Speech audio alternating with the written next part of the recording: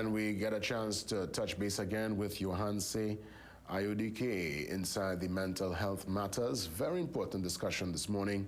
And Johanse, great to have you on, our behavioral change specialist. And we're dealing today with setting boundaries in relationships and dealing with rejection. Very, I would say, no, I won't say taboo subjects per se. It's important subjects, but subjects not really discussed, sometimes swept under the carpet. When and how do we set boundaries in relationships? And by the way, good morning, Johanse. Great to have you. Good morning, Jason. Thanks for having me. Now, you said before it's not necessarily taboo, but it's not really talked about. And sometimes that's because people think that boundaries sometimes are obvious. And each person may come to a relationship, whether it is romantic, friendship, even in family, with preconceived conceptions or even misconceptions about the other person. So, for example, you may think, well, a boyfriend is supposed to do X, Y, Z, or a girlfriend is supposed to do X, Y, Z, or as my mother is supposed to X, Y, Z.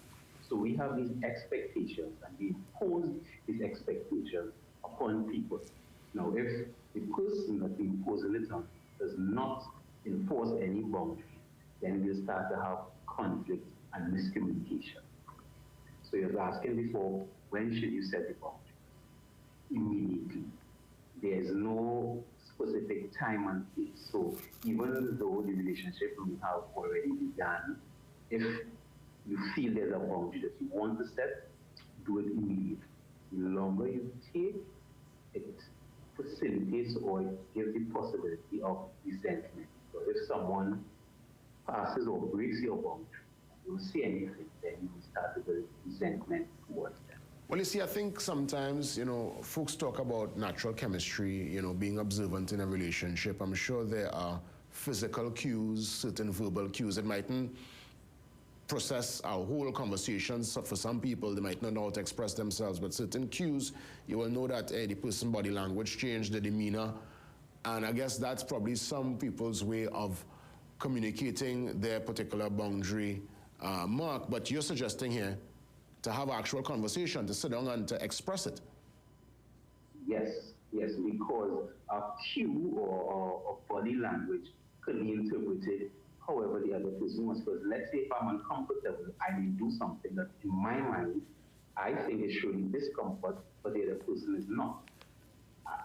Because people come to relationships based on their common sense, right? But common sense is something that is established between two individuals or three, or however big the relationship circle is, based on what is common to them at that time, based on the relationship. So common sense to me from a relationship before maybe one thing, and when I come into the relationship, I have this common sense and expecting that same kind of behavior reaction to this person. But really and truly, having that honest conversation is important, so you can better understand exactly what the person likes, what the person doesn't like, or let's go in boundary terms, where one person ends and where another person begins.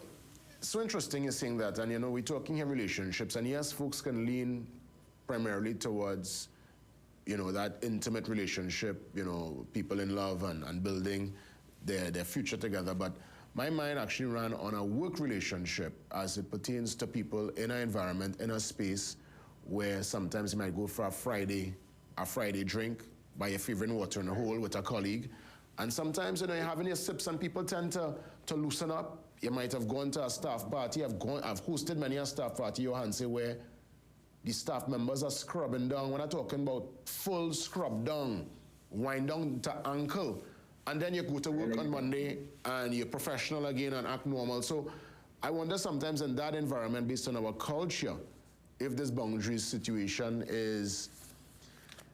if it's relevant really for people, especially in the workspace.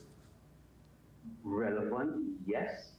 And that's why it's even more important to communicate clearly.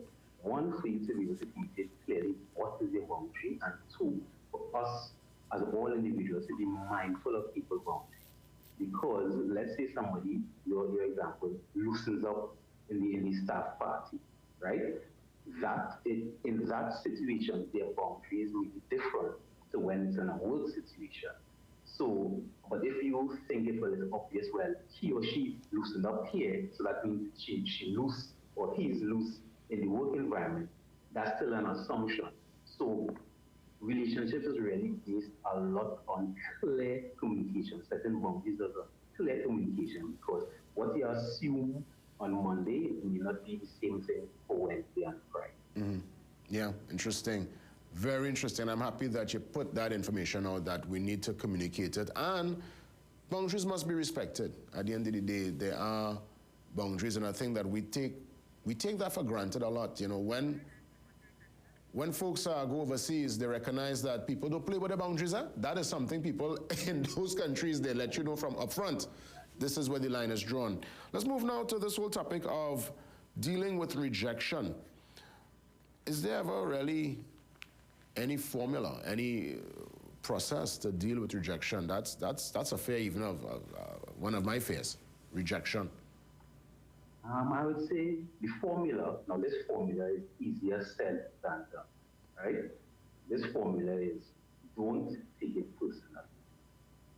That is difficult because we are the person that is getting quote unquote rejected.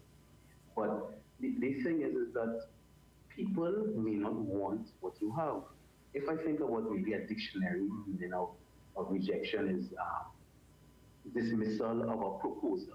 So when you're speaking to someone, it's a proposal. If you want to speak to someone, your proposal is, hey, I would like to have an open conversation with you. But the person may not. Let me say that same office party, you're going to take a dance on someone. Your proposal is they want to take a dance with that person, but the person may not. So it doesn't necessarily mean something is wrong with you. It just means the person doesn't want what you are proposing. And let me give an example. Let's say you're proposing A, B, C, but what the person wants is C, D, E. Nothing is the same amount. Both may be of quality, but two different things people want. So understanding that. And then in that scenario, also understanding someone's boundary, because you may be presenting something that they like or they want, but they may not want it at this time. So understanding their boundaries, so you know when to come with your proposal or when to come and speak to them to try to get what you want or to have a conversation. Even the person who is rejecting the offer, sometimes there are those who don't even know how to communicate that. You know, we look at this current online world that we live in, and people slide into each other's DMs, direct message all the time, and sometimes there are some people who are literally talking to themselves. So there is a level of avoidance from the person on the receiving end who might not want to engage. And then there are those who come outright and say, hey, I don't know you, leave me alone. And the interaction, especially in this time of technology, is very strange. It seems more people are able to interact and communicate within that virtual space as opposed to face, because I think there is a fear of rejection. How much man has really walk up to a girl again and just try to, or a girl walk up to a guy to strike up a conversation, random? I understand what you say.